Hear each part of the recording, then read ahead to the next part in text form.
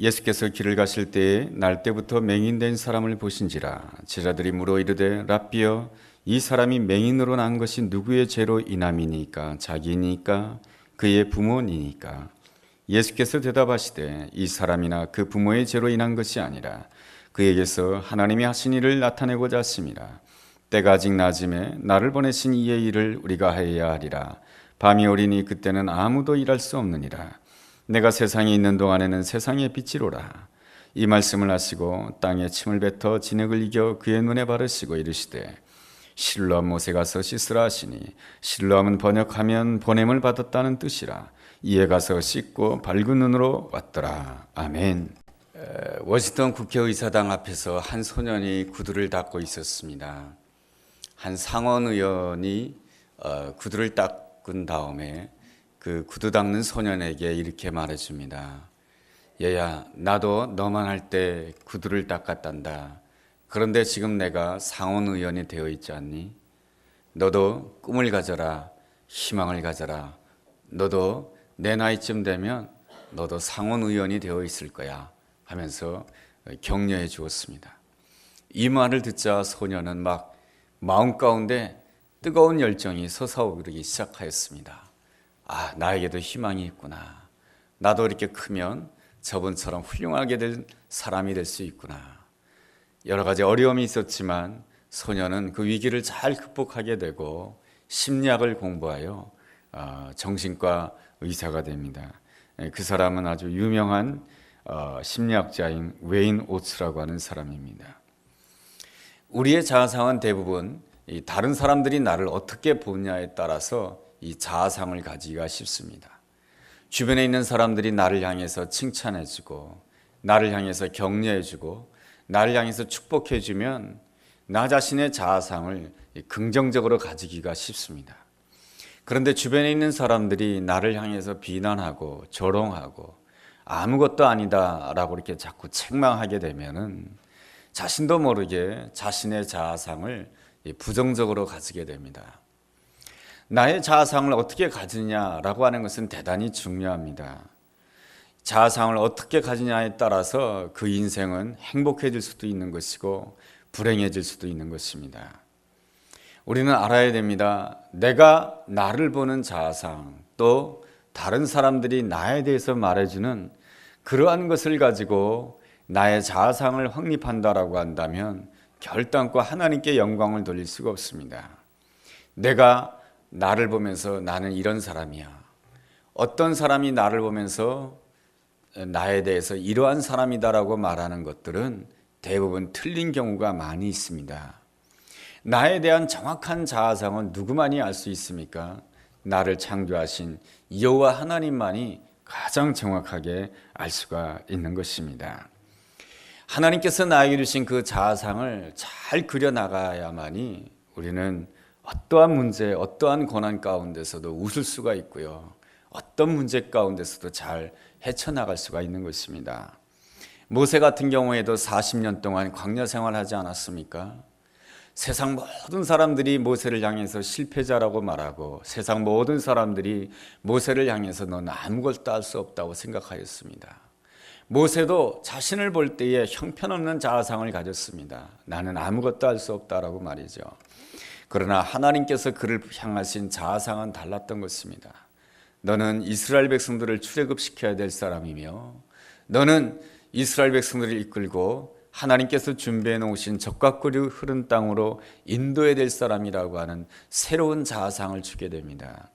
하나님이 주시는 그 자아상을 가지게 되었을 때 모세는 수많은 어려움을 겪게 됩니다.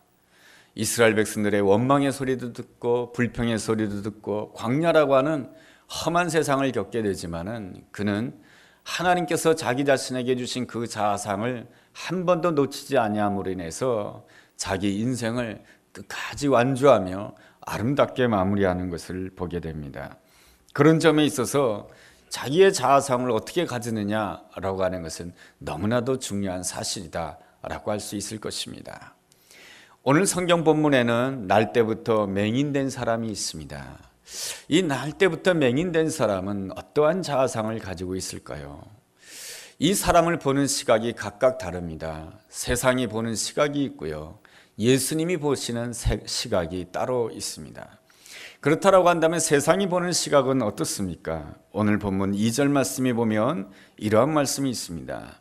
제자들이 물어 이르되 랍비여 이 사람이 맹인으로 난 것이 누구의 죄로 인함이니까? 자기이니까? 그의 부모니까? 이 제자들이 묻습니다. 이 사람이 왜 이렇게 된 것입니까? 자기 부모의 죄 때문입니까? 아니면 자기의 죄 때문입니까? 사실 이 질문은 제자들이 물어야 될 질문이 아닙니다. 이 질문은 맹인 스스로가 물어야 될 질문입니다. 선생님이요, 선생님이 진실로 선지자라고 한다면 왜 내가 오늘 이러한 고통을 겪어야 됩니까? 왜 내가 이러한 아픔을 겪어야 되는 것입니까? 내가 죄가 많아서 이러한 고통을 겪고 있는 것입니까? 아니면 내 부모가 죄가 많기 때문에 오늘 내가 이러한 고통을 겪고 있는 것입니까? 그렇게 물어봐야 될 것입니다. 그런데 이 나면서 앞을 볼 수 없는 맹인과 아무 상관이 없는 제자들이 이렇게 질문을 하고 있습니다. 이러한 제자들의 질문을 통해서 우리가 알 수 있는 것은 제자들의 마음이 참 교만하다라고 하는 것입니다. 이 교만한 사람의 특징이 무엇인지 아십니까? 늘 사람들과 비교하면서 내가 너보다 낫다라고 생각하는 것입니다. 뭐 별거 아닌 것 가지고 뭐 하나 조금만 나은 것이 있다라고 한다면 내가 너보다 낫다라고 생각합니다. 물질이 조금 많으면 그 물질 가지고 내가 너보다 낫다라고 생각하고 상대방을 형편없게 생각합니다. 내가 좀 배웠다라고 한다면 배웠다고 하는 그 사실을 가지고 내가 너보다 낫다라고 생각하게 됩니다. 내가 너보다 낫다라고 하는 그러한 생각을 가지게 되면 반드시 뒤따라오는 생각이 있습니다. 그것은 사람을 향해서 함부로 판단하고 함부로 정죄한다라고 하는 것입니다. 그러기에 제자들은 날 때부터 앞을 못 보는 맹인을 향해서 이렇게 말합니다. 저 사람이 저렇게 된 것은 뭔가 저 사람에게 죄가 있기 때문일 것이다. 저 사람의 부모에게 죄가 있거나 아니면 자기 자신의 죄가 있기 때문에 저 사람이 저렇게 오늘 고난을 당하는 것이며 문제 가운데 있게 되는 것이다 라고 이렇게 단정을 짓게 됩니다. 이러한 제자들의 눈에는 무엇이 없습니까? 긍휼의 마음이 없는 것입니다.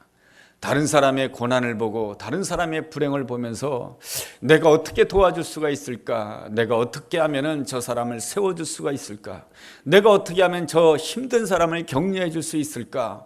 이러한 생각을 가지지 못하고 자꾸만 판단하고 정죄하는 그러한 모습으로 바라본다라고 하는 것이 제자들의 못난 점이며 또한 우리들의 못난 점이겠지요. 요즘에 인터넷이 굉장히 발달하였습니다. 인터넷으로 인하여서 각종 정보와 지식을 그저 컴퓨터 앞에 앉아서 모든 것을 찾아볼 수가 있습니다.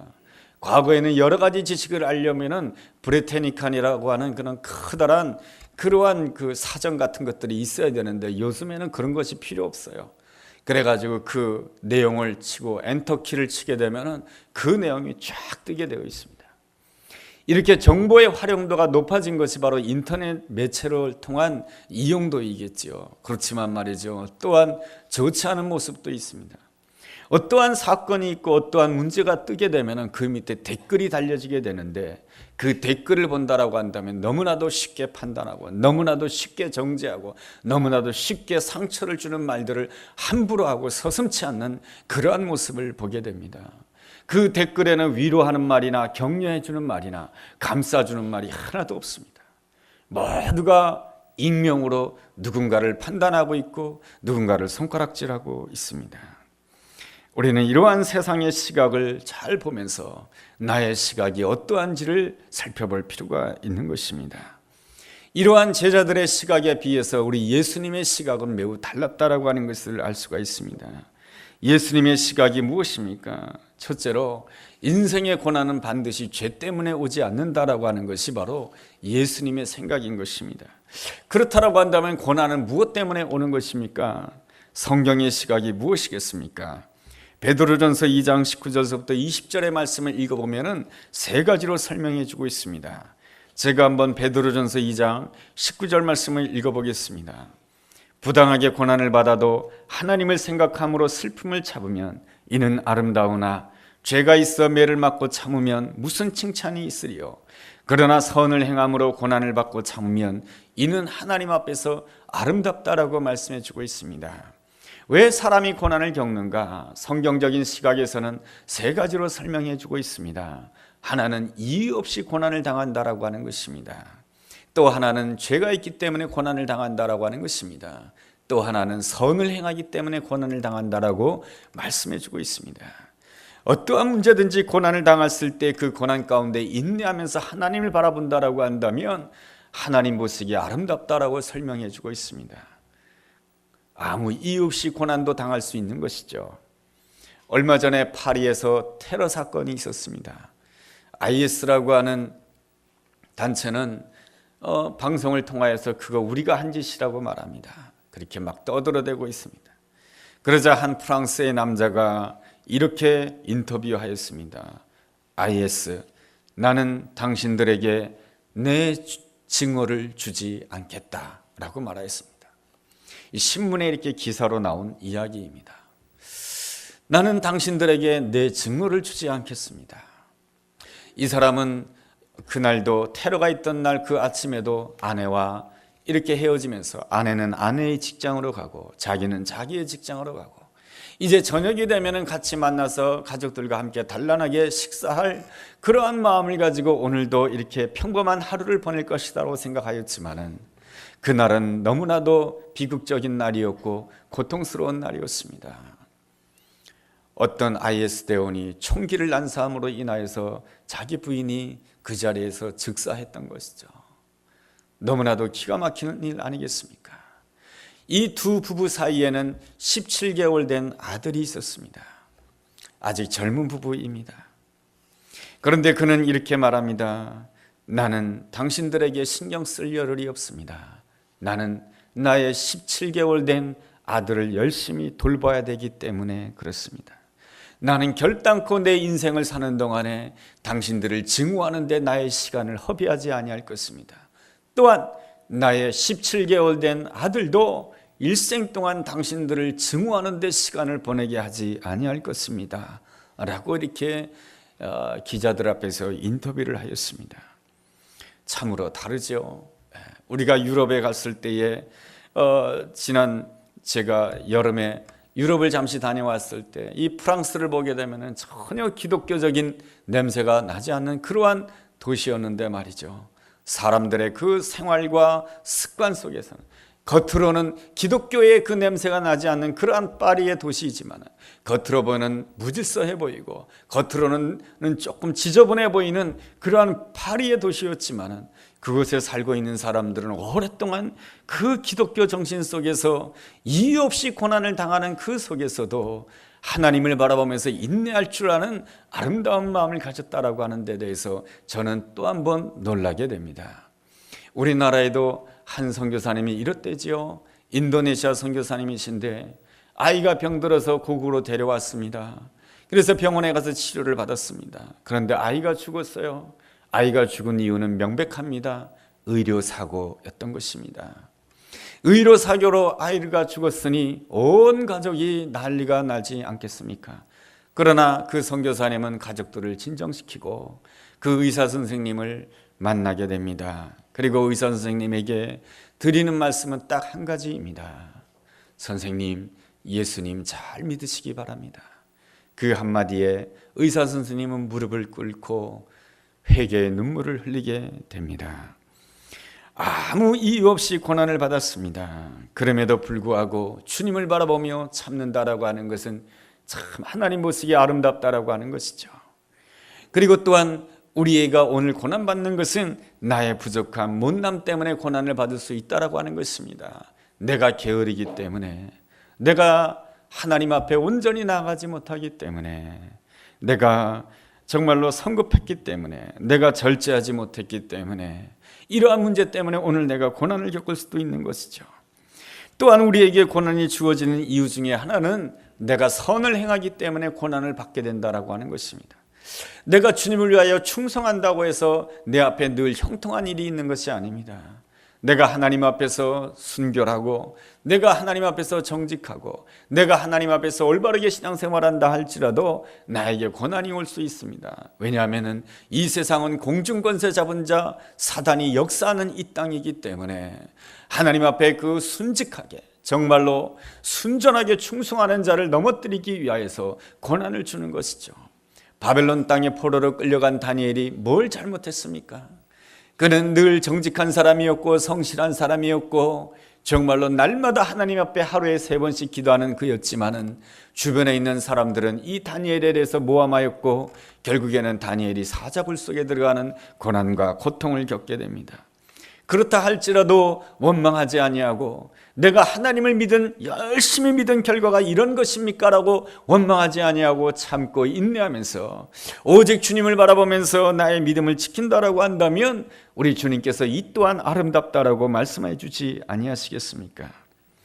오늘 본문에 나와 있는 맹인이 왜 고난을 겪었습니까? 왜 고난을 겪었겠습니까?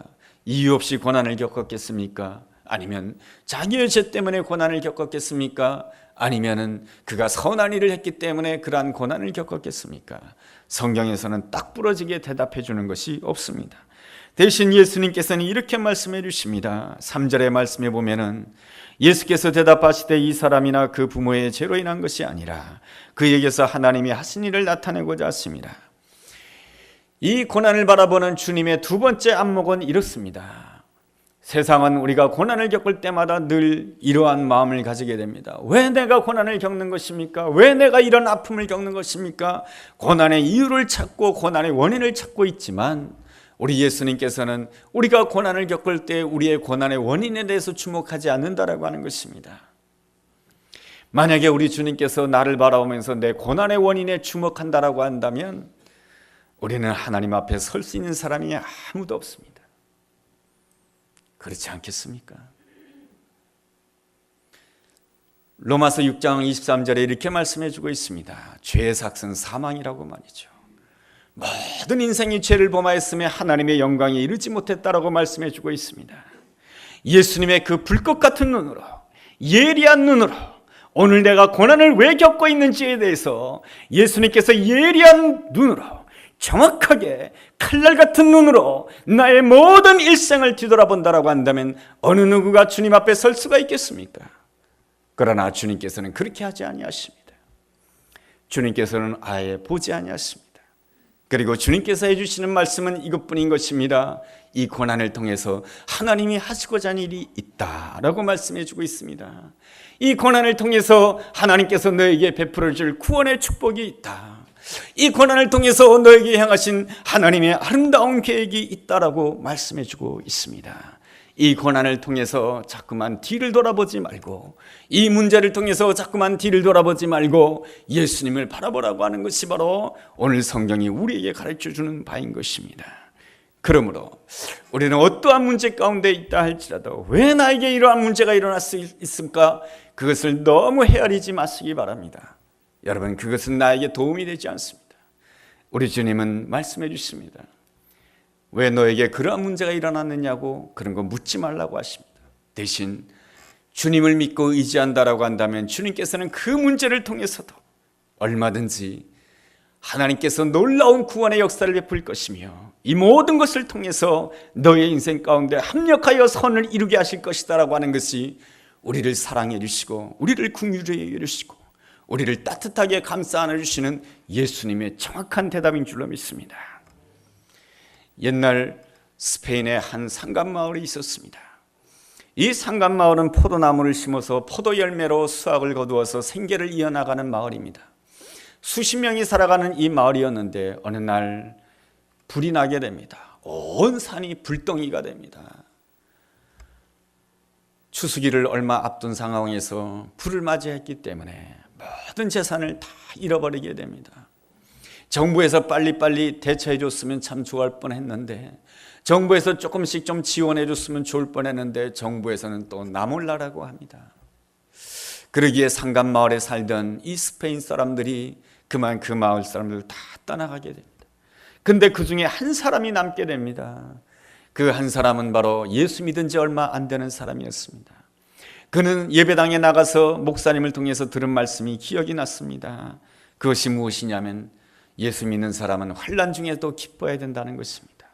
고난 가운데도 감사해야 된다라고 하는 것입니다. 그러면은 하나님께서 반드시 다시금 일으켜 세우신다라고 하는 그러한 메시지를 들었습니다.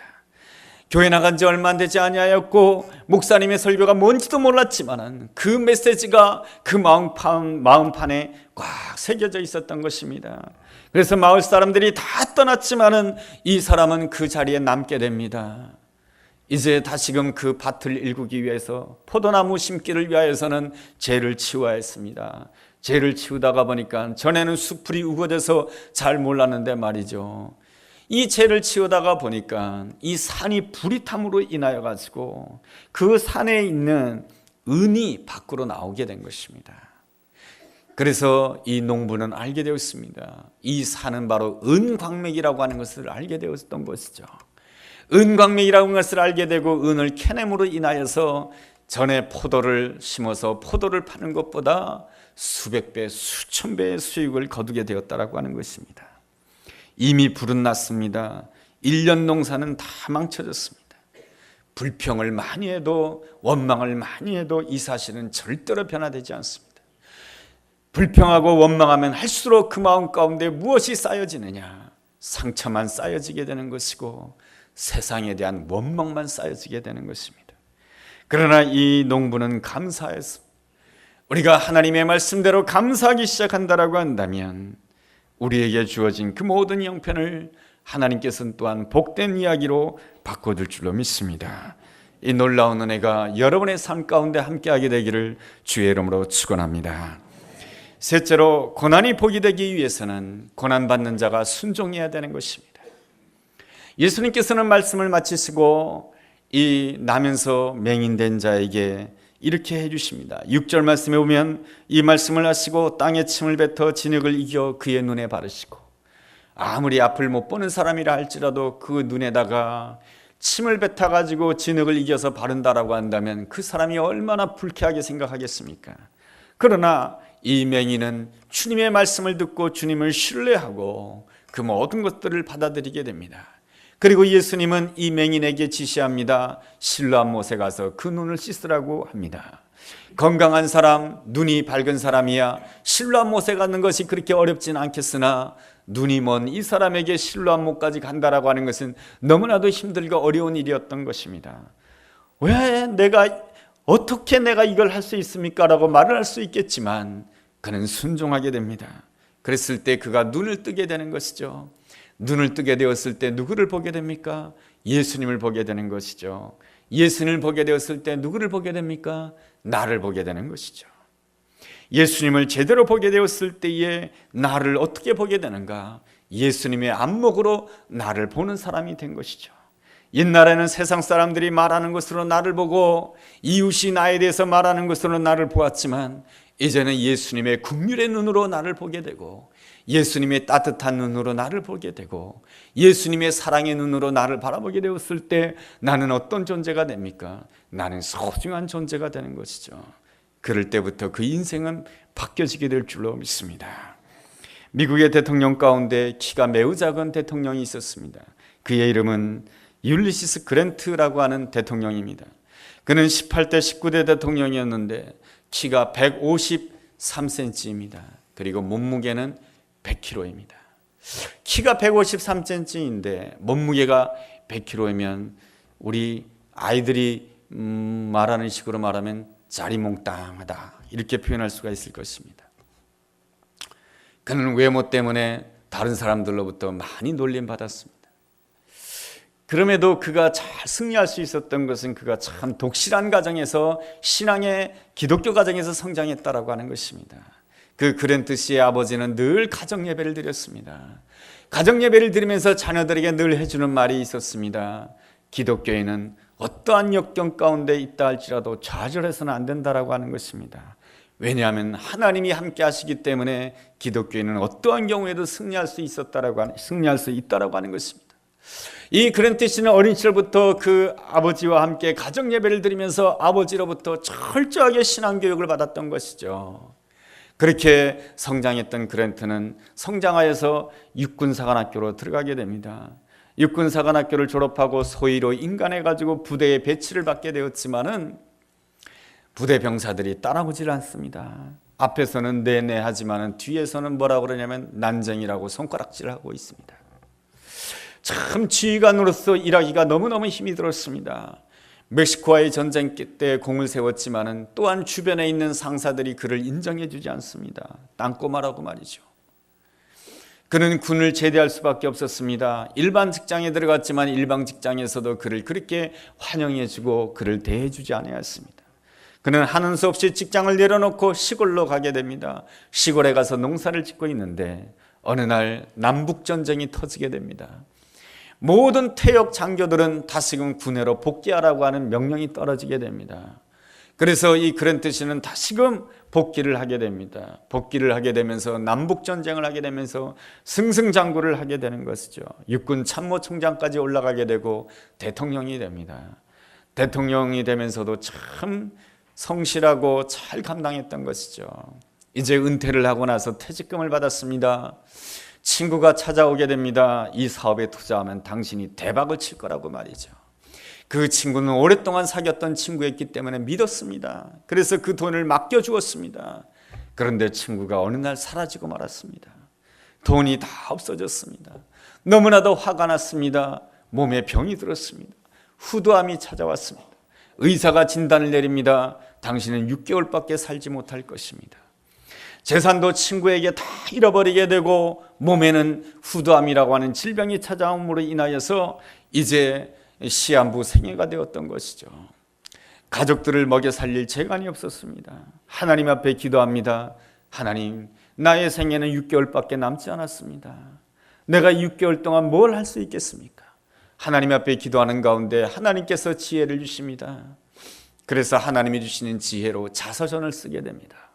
어린 시절에 키가 작음으로 인해서 또한 뚱뚱함으로 인해서 놀림받았던 이야기, 또한 외모 때문에 장교로서 일하기 힘들었던 이야기, 그럼에도 불구하고 그것을 극복했던 이야기는 미국에 있는 수많은 사람들, 외모 컴플렉스 때문에 힘들어하는 수많은 사람들에게 위로가 되고 격려가 되어 주었던 것이죠.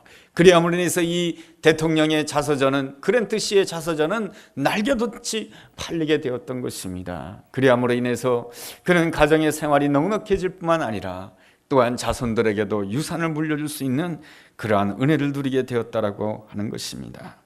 어렵고 힘들다 할지라도 주님을 바라보며 주님의 지혜를 구하고 순종할 수 있다라고 한다면 하나님께서는 언제나 나를 살려주시고 하나님께서는 언제나 나를 세워줄 줄로 믿습니다. 오늘 본문에 나오는 사람은 앞을 보지 못하는 사람입니다. 절망할 수밖에 없는 인생입니다.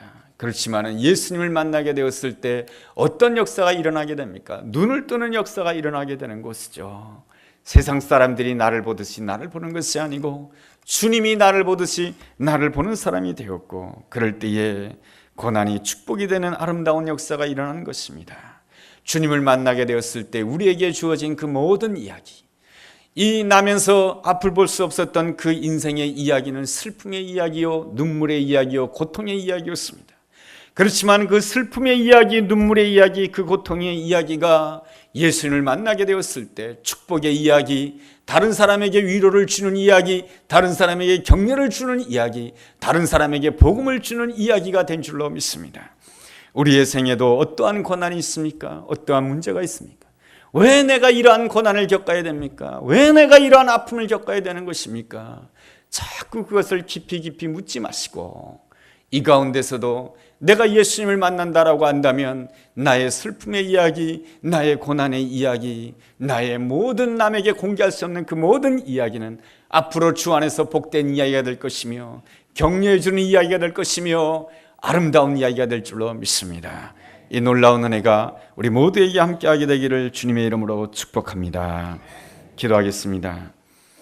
하나님 아버지, 우리 앞에 고난이 올 때에 사람의 눈으로만 바라보지 않게 하여 주시고 예수님의 눈으로 바라볼 수 있는 아름다운 믿음을 허락하여 주시옵소서. 왜 고난이 왔을까? 그것만 찾는 저희들 되지 않게 도와주옵시고, 주님께서는 이 고난을 통해서도 얼마든지 구원의 역사를 베푸시며 이 문제를 통해서도 하나님께서는 놀라운 일을 행하실 수 있다는 것을 믿고 주님을 더 깊이 만나는 저희들 되기를 원하옵나이다. 그리함으로 인해서 우리의 고난의 이야기가 상처가 되고 슬픔이 되는 것이 아니고 이 고난의 이야기가 복된 이야기로 변화되는 놀라운 은혜 체험하게 하여 주옵소서. 예수님의 이름으로 기도드렸습니다. 아멘.